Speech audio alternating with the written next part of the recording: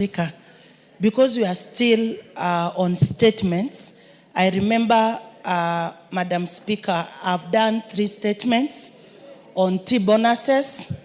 Until today, Madam Speaker, I've not yet been given a response by the chairperson of Agriculture.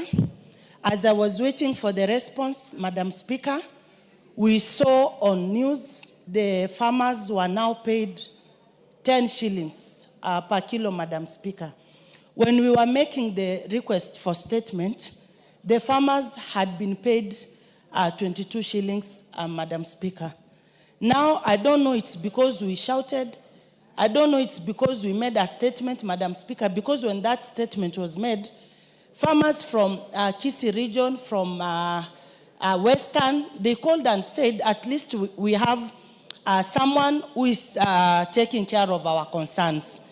Now that we didn't get the response, Madam Speaker, and the farmers were paid 10 shillings per kilo, now we are receiving a blame from the farmers that we are the cause of their bonuses coming down by half, Madam Speaker. I'm not even wrong to say, yes, we have different types of workers, Madam Speaker. We have teachers, we have nurses, we have sex workers. Sex workers are even paid better, Madam Speaker, than the tea bonuses that they were giving our farmers. So we want to tell our farmers to stop farming and go do what will give. I'm not, no point of order. I'm still here, Madam Speaker. We are aggrieved on this issue of tea bonuses.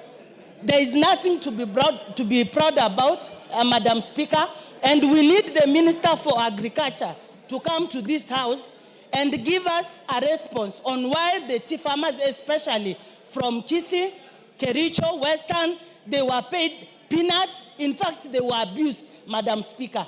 I have no better language to express my concerns on what they've done to our tea farmers. I just need that response now, or else I'll not leave this house. Today I'm going to sleep here, Madam Speaker. The chair must answer.